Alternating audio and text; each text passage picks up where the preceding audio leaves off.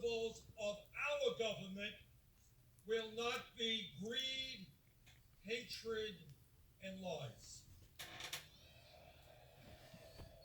It will not be racism, sexism, xenophobia, homophobia, and religious bigotry.